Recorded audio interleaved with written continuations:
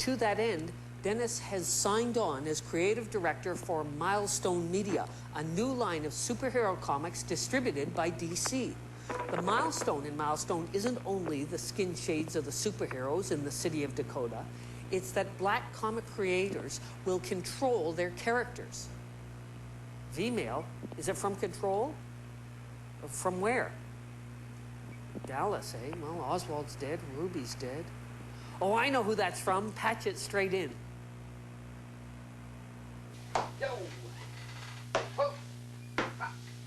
Hey! Ho! Ha! Commander Rick, how's it going? It's me, Dan Piraro from the battleship Bizarro. I was just sitting there playing with my piñata, thinking about racism. Understand you had a show about it today. Had a couple thoughts I wanted to share. The deal is, what's the point? I mean, there's a lot of jerks in the world that you could hate. Hate them once you get to know them. There's nothing wrong with hating somebody who's a big jerk. There's nothing wrong with hating somebody who hates everybody. I like to hate people who hate people. That's one of my favorite things. But there's no reason to hate somebody just because of the way they look. I mean, if that were the case, everybody would hate Sally Struthers. But they don't. She's a wonderful woman. But I'll tell you, racism, people are too sensitive. They're too sensitive now because of racism. Everything's a racist comment. You can't say Oriental, you have to say Asian. You can't say black, you have to say African American. And now they're calling white people Anglos. Anglo means English. I'm not English. I'm Italian Irish. Close to English, but I'm not English. So don't call me an Anglo. But why should I get upset? A lot of people say, never mind. I've got to go now, Commander Rick. I've got stuff to do. So, the bottom line is racism is bad. The book is good. Buy hundreds of copies. It's been nice visiting with you. This is Spaceman Dan from the battleship Bizarro saying so long. Those white, Irish, Italian, Texan cartoonists are all the same, stupid piñata heads. In the best of Bizarro, Dan occasionally lampoons racism, always with his trademark bizarroness, but racism has never been an issue in most daily funnies because it's so hard to make it funny. In fantasy fiction, authors have dealt with racism fairly often, usually as a metaphor, you know, Beauty and the Beast. But a few fantasy authors have addressed racism directly. Andre Norton's stories feature a collage of creeds, colors, and cultures. Andre, it's Commander Rick. I was wondering, why are so many of your heroes from underdog societies, such as the Navajo and the Bantu? Because they haven't had a fair deal. I had a Negro character in Storm Over Warlock, and the publisher refused at that time to allow him to appear on the jacket as a Negro, or any reference in the book to Negro. So I purposely put a Negro in the crew of the... Now, I'm using the word Negro because I react badly to the word black. I don't like it. I put a Negro in the crew of the Solar Queen. And North American Indian heroes interest me very much. I have North American Indian friends from different tribes. And we're supposed to have a drop of Indian blood from back in the 18th century. Oh, really? Maybe that explains why your Navajo hero in Beastmaster seems so fully rounded. Yes, and I even got a Navajo phrase book from the government so I could work out his language properly. What sort of reaction have you received from members of the various cultures you've portrayed in your books? I had a very nice comment from one Negro librarian on my book, the Lavender Green Magic, which the whole cast practically are Negroes in that. And she said to me, I am so glad that somebody at last is writing about a Negro family that are not from the slums. I was writing about a middle-class Negro family. And what year was that story? That was back in the 60s. Wow. Thanks, Andre. Andre was one of the first fantasy writers to consistently create characters of color. Over in science fiction, the pioneer for black characters was Samuel R. Delany. Delany also became the first black SF author to win a major award when Babel 17 won the very first Nebula. Were you the first black writer in SF? As far as I know, I was the first. Now, of course,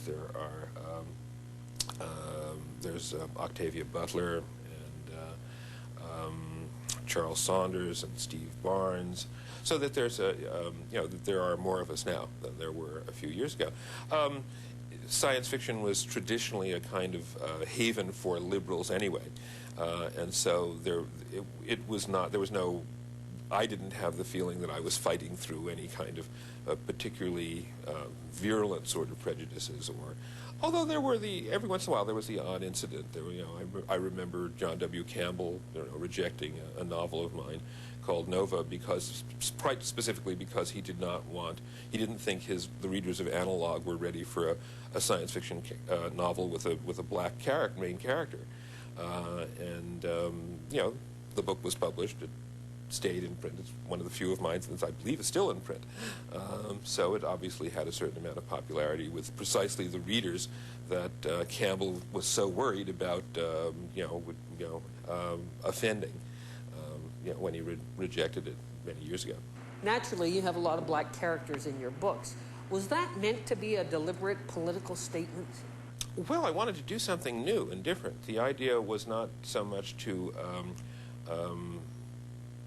do something for political reasons. It was to do something aesthetically new. I wanted to write a novel that wasn't like everybody else's novel. And I think this is what any writer comes to a field to do, or any writer who anybody's going to find worth reading. They want to do something that's different. And so I'm again, even back as far as Babel 17, I remember saying, well, gee, why aren't there novels about a woman? Why aren't there novels instead of being about an engineer, about a poet? And that was but I saw the choice at the time primarily as aesthetic. I wanted to do something that was aesthetically different. So you choose a different kind of subject matter, a different kind of way of telling the story. Science fiction usually tells the story of racism through metaphor. The other is often a brother from another planet. In Barry B. Longyear's Enemy Mine and H. Beam Piper's Little Fuzzy, it's no fun being an illegal alien. The other in SF is the mutated human. In The Time Machine and Planet of the Apes, a nuclear war and then the passage of a few thousand years produces weird new mutations who are at each other's throats. More recently, Karen Haber used mutant humans as her others when she and her husband Robert Silverberg expanded his short story The Mutant Season into a novel. Karen then went on to write 3 solo sequels that show racism is a two-way street, both dead ends. Does showing your mutant characters as not just victims, but also as perpetrators of racism, strengthen or weaken your story message? Oh, I certainly hope it strengthens the story. I think the complexity of human relationships is not easily depicted in fiction, and there's not one cause for racism, and you often have the victim just as angry and just as biased as the oppressor, although not always. Can any story that uses analogy to explore racism be as powerful as, say, a novel that tackles it head-on, like In the Heat of the Night? Well, in terms of power, if you mean ability to hold the reader's attention, I think that's, yes, absolutely.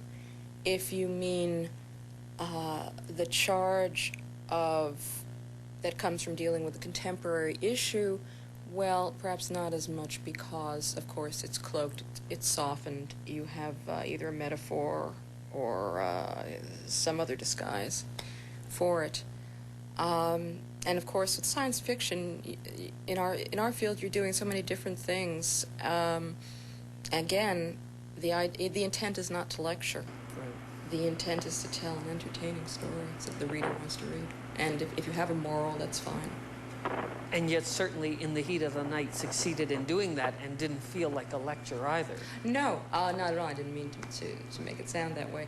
But it was created for a very specific reason with a very different point of view. And, well, you're talking about the difference between science fiction and contemporary fiction, and there's quite a difference. The differences are somewhat lessened when a science fiction story forgoes metaphors and deals with humans. For example, Spider and Gene Robinson's Starseed features a veritable United Nations of Earthlings, including a WASP Canadian, a Chinese American, and an Australian Aborigine.